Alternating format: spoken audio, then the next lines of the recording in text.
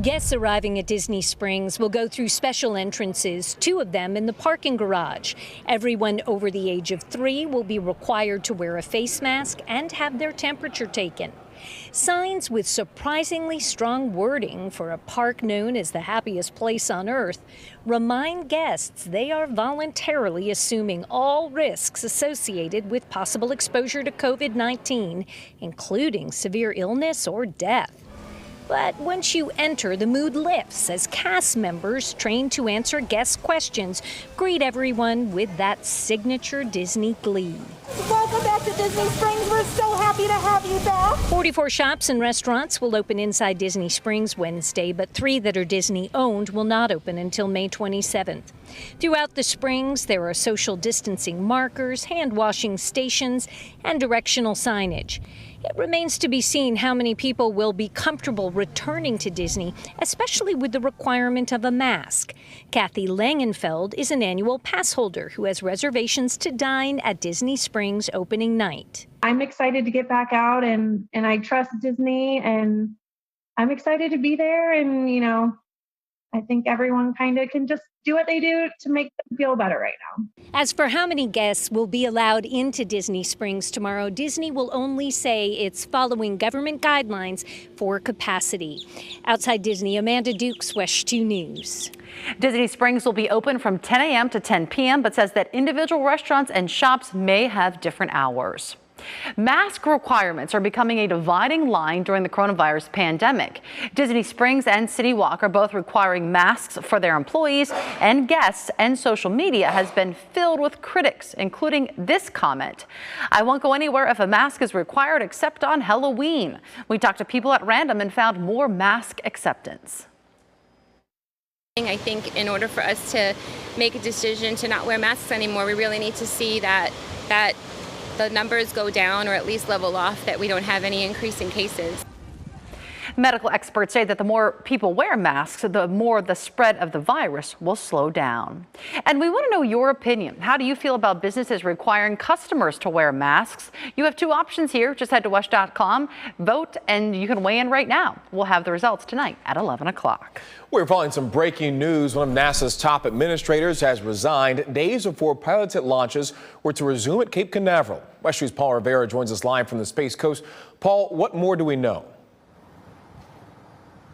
We're still trying to get all the details as to why this specifically happened. But look, this comes as next week we're probably going to have the most historic launch we've had in a decade. This is a man who'd been working in some capacity in the space industry for many years. He is Doug Lavero, and he resigned yesterday, was the head of human spaceflight. He'd actually just been announced to that position last October. NASA saying, quote, "Doug has dedicated more than 4 decades of his life in service to our country, and I want to thank him for his service and contributions to the agency." They also go on to say his leadership of HEO has moved us closer to accomplishing our goal of landing the first woman and the next man on the moon in 2024. So who will be replacing him? Ken Bowersox. He is a retired U.S. naval aviator with more than 2 decades of experience at NASA. He's a veteran and an astronaut. Now, right now, we're still working to find out what this shakeup will mean for next week's launch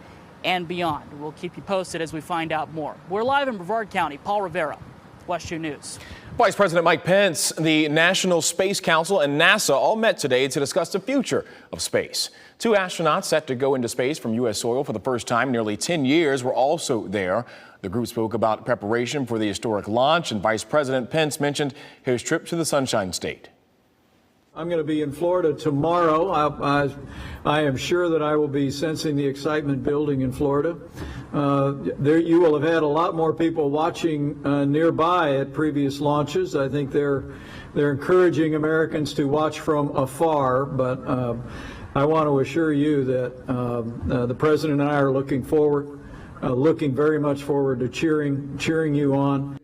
NASA's administrator also gave a recap on plans to have a trip around the moon completed by the end of next year.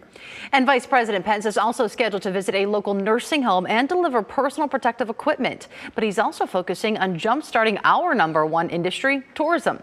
That of the Florida Restaurant Lodging Association says that her main message will be a plea for White House support of the next coronavirus economic relief package. The bill relaxes spending rules in the Paycheck Protection Program. Business owners say that they need help right now paying rent, utility bills, and replacing inventory. So we would like to eliminate the percentages and either eliminate them completely or at a minimum change them to 50-50. Air Force Two is set to land at Orlando International just before 11:30 tomorrow morning. The roundtable discussion on helping Florida's economic recovery is set to begin at 2:40 in the afternoon. And you can count on WESH 2 for complete coverage of the Vice President's visit. 4th of July is going to look a lot different this year, the latest city to cancel its fireworks celebration. Plus, a local artist using his skills to honor healthcare workers. But this is not your typical easel and paintbrush. The heat he is bringing to a local hospital. But first, high school students have missed out on a lot of the traditions that a normal senior year would bring. And one local woman wants to make sure they don't miss out on anything else. The petition that she's asking people to sign. Tone? And Mayor, we are bringing the heat to you this week as you take a look at those high temperatures around the Horn today. If you thought this was warm, wait till you see the numbers for the rest of the week. Plus, we're taking a look at the long upcoming Memorial Day holiday weekend forecast. You're watching WESH 2 News at 6. We'll have details of an encouraging new study of those who recovered from COVID-19 and their risk of infecting others. Also, how coronavirus lockdowns may be fueling domestic violence when we see you back here tonight.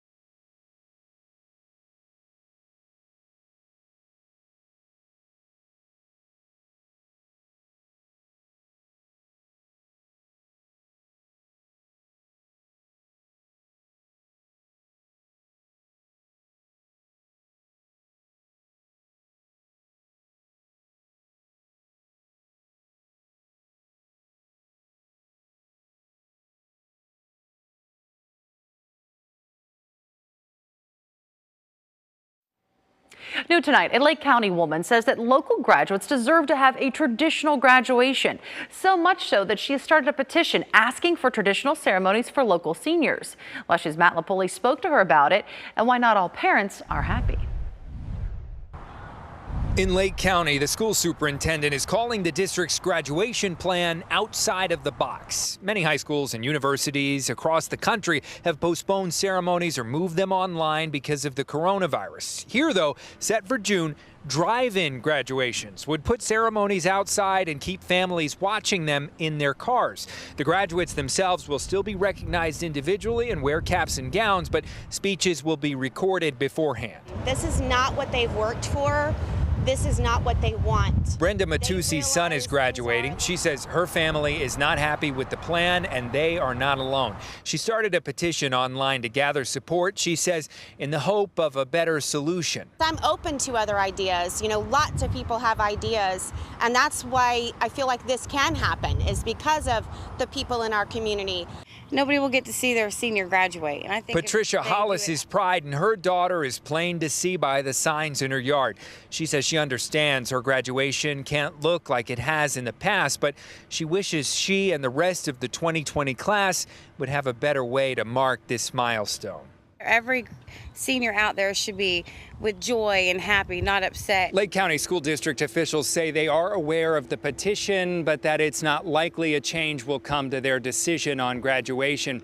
They tell us in a statement, quote, even if the governor moves us to phase 2 or phase 3 by June, we can expect social distancing and limits on large gatherings to still apply. Trying to separate families in the stands and controlling entry and exits is not advisable at this time.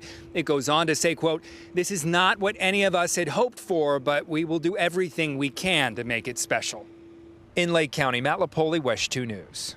Each district is treating graduation differently. Orange County moved graduation online, creating virtual ceremonies. Seminole County is planning to move them onto football fields. And in Volusia County, district officials decided to postpone graduation until July. Right now, recent college graduates are struggling to find careers in today's upside-down job market. 2020 is considered one of the worst hiring seasons in more than a decade. More people are applying for the same job and competing with applicants who have more experience. According to stats from apartmentlist.com, Orlando is one of the worst places for graduates to find a job. Website says rent in the City Beautiful will eat up a third of graduates' income. So then it makes it harder for people to come out of college and get a job and live on their own and start paying their own rent, pay for their car. The top 5 cities for college grads were San Jose, San Francisco, Washington, D.C., Boston, and Milwaukee. Fireworks displays around Central Florida are being canceled right and left. Due to COVID-19, the big crowds will not happen. 150,000 people crowd into Cranes Roost Park each year for Red Hot and Boom, but now city leaders say having that many people in one place just is not smart right now. Sanford's Fireworks Spectacular has also been canceled. Lake Eola downtown will produce some sort of program to be watched at home, honoring first responders with recorded fireworks from past shows and music.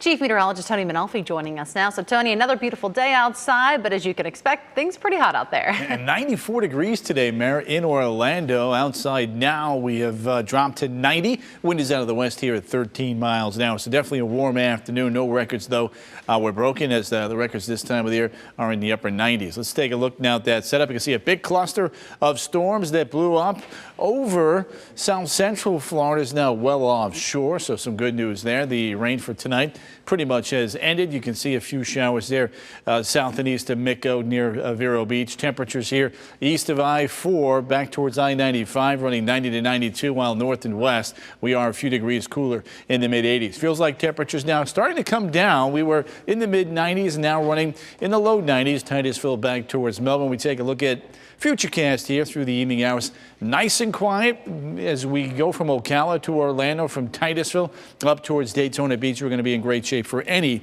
of your evening activities. Take a look at that 12-hour forecast here. Notice how quiet it is overnight tonight. Temperatures will drop into the mid 60s here in town, 67, 66 up in Ocala, DeLand 66, and back towards Titusville right around 67. Now the setup for tonight and tomorrow has that front just kind of stalling out, becoming stationary along Interstate 10. That'll be the focal point of tomorrow's action while here in town. If you're working outdoors, make sure you have plenty of water. It is going to be hot.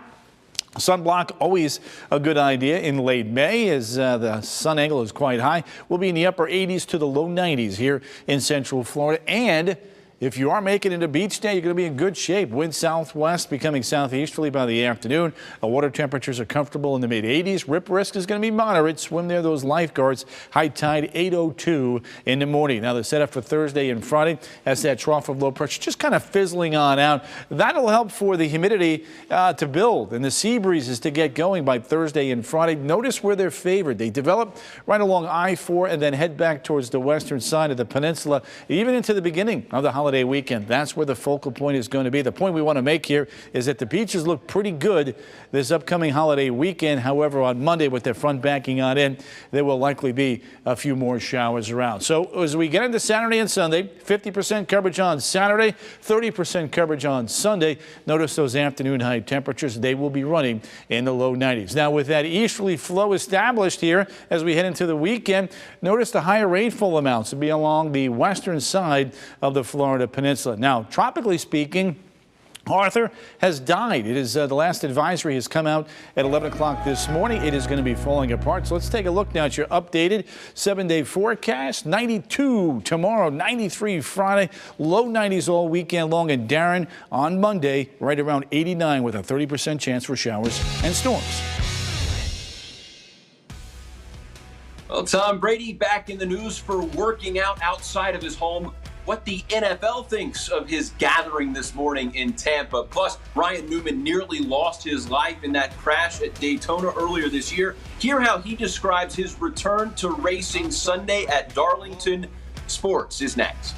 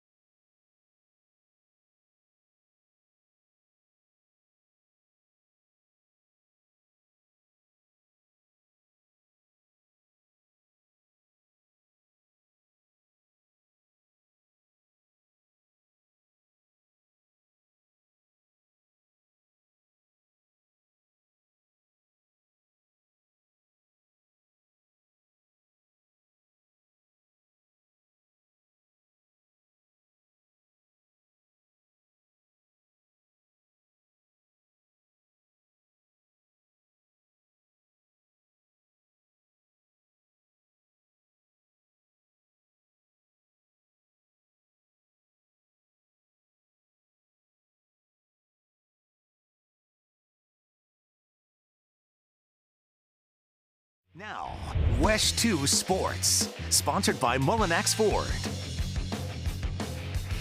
Hello, everybody. I'm Darren Stoltzfus. Welcome back into my living room. Sports comes to you live again from my home. Good to see you again. These are not normal times, but in normal times, Tom Brady having his first practice and go around with his new teammates in Tampa Bay, that would be noteworthy. But again, sports in my living room. These are not normal times. So today's meetup this morning in Tampa, well, it becomes even bigger news. Tom Brady gathering, according to the Tampa Bay Times, about 8 of his teammates to work out for about 2 hours at Berkeley Preparatory School in Tampa. This, of course, is not footage from that. This is file footage. You can see that. But Brady donning a Bucs helmet, shoulder pads, an orange practice jersey, big departure from that Patriot red. 2 other Bucs quarterbacks were there. They didn't have pads or a practice jersey on. As for the NFL, they say this type of practice does not violate any league rules as long as all of the league or the local and federal guidelines are followed. Well, NASCAR was back to racing back.